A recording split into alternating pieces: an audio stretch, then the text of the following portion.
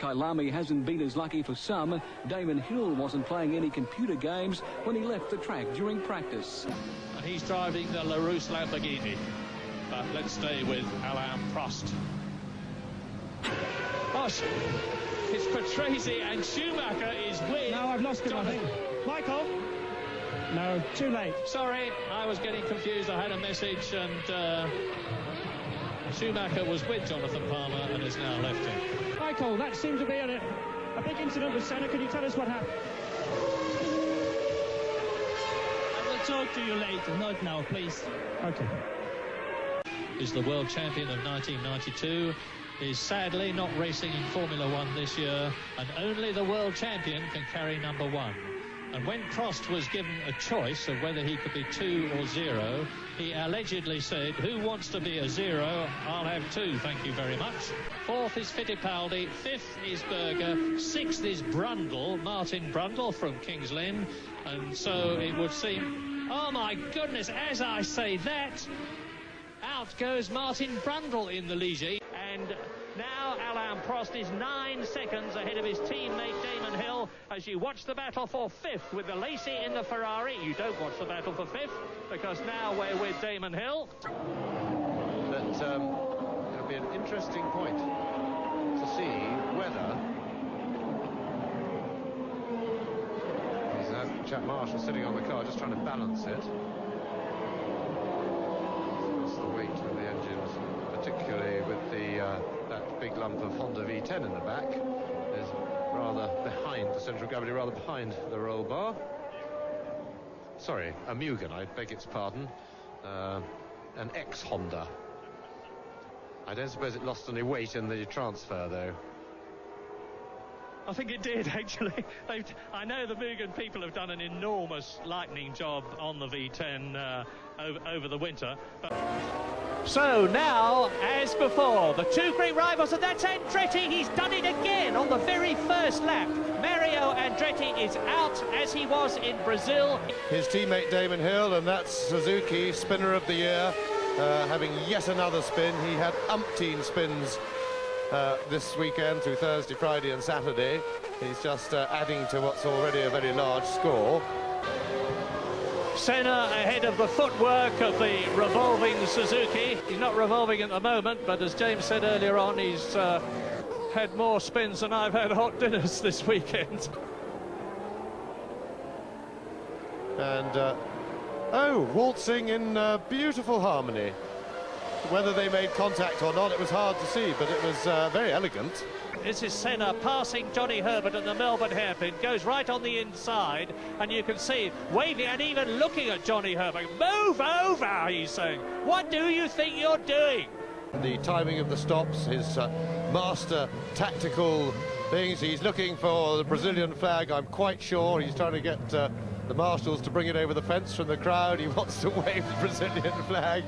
There was a time not so long ago when FISA said no driver can wave his national flag on the slowing down. That will fine anybody who does, but that rule thankfully has been forgotten. A fine second place and 6 points. Senna did have a flag, but he lost it. But oops, no, the rear suspension's got it, so that's fine. And Jonathan has got Gerhard Berger. Gerhard, what was the problem? No, I tell you what, he's getting back in the car. Right, okay, he's getting back in his car, so Gerhard has suddenly changed the mind. Well, as you might imagine, there's been an absolute frenzy of activity down here in the pit lane with all of those pit stops, but amongst it, I saw the most bizarre thing I've seen, I think, in the pit lane with Gerhard Berger. He came into the pits, jumped out of the car, told me he had a clutch problem, and just as he was about to speak to us, somebody clearly told him that the car was runnable, and he leapt back in and went out again with the car by that time back in the garage. Quite extraordinary. No, he did, you're right, he did go off. Cool, crikey, he's whacked it around. I beg your pardon, I thought he'd headed straight into the pit road, but he probably doesn't realise he's on fire.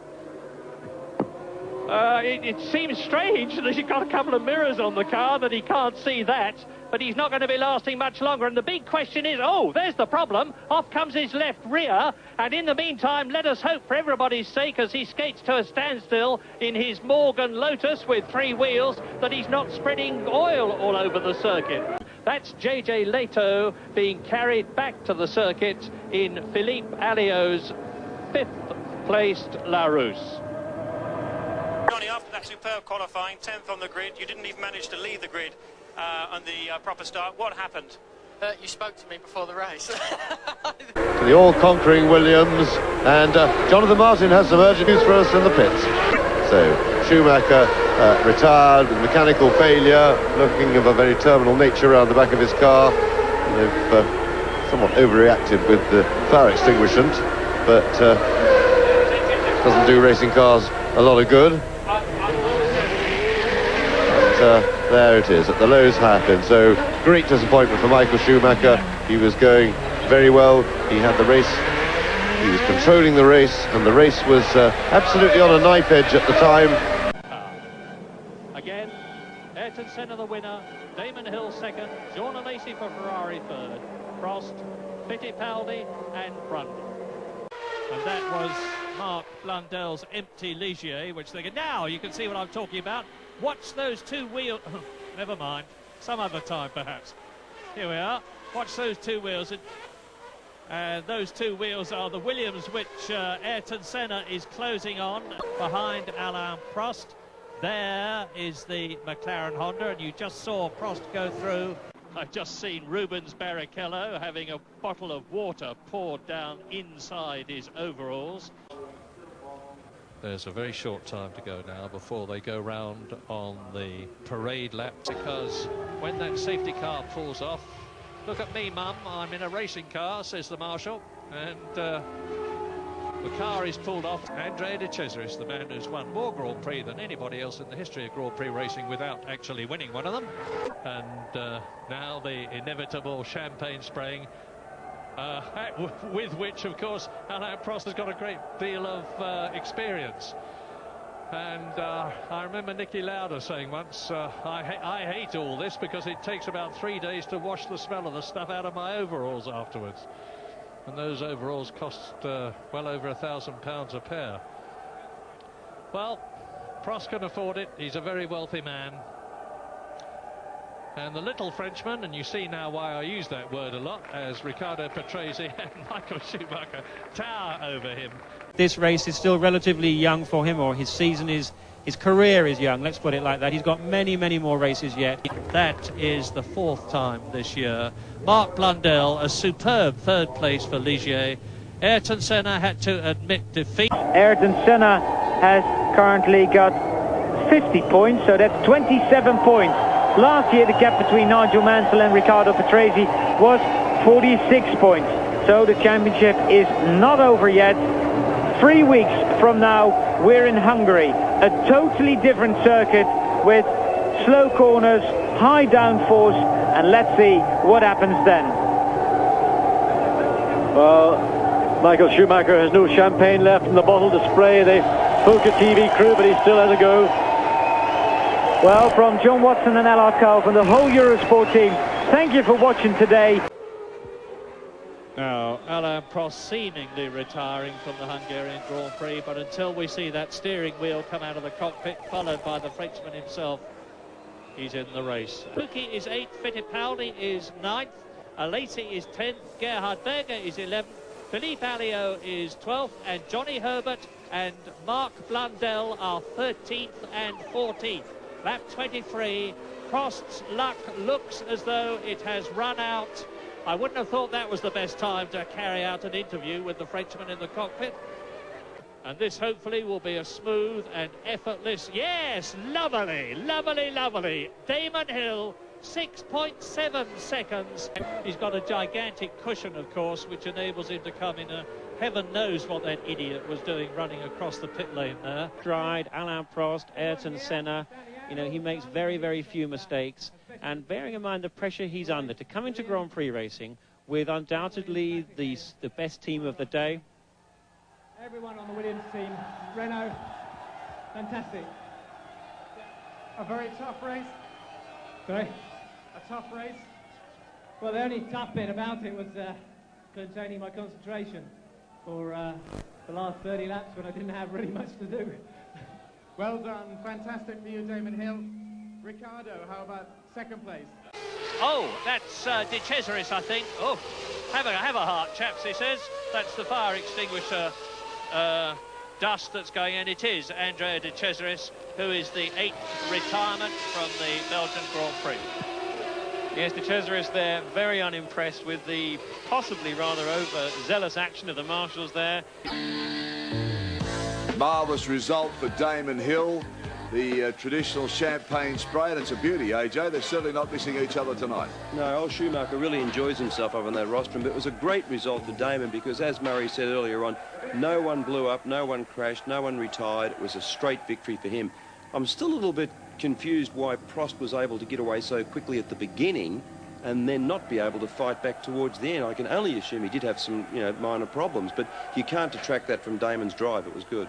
Great to see a personality like Schumacher come into Grand Prix racing, though. But every time he gets up the podium, the antics are well worth watching. He just thoroughly loves it. Yeah, I think, as you said a bit earlier, he's the sort of Schwantz of Formula One. He sort of really enjoys being up there. Michael Schumacher is out of the Italian Grand Prix, and that means Damon Hill moves up into 2nd place.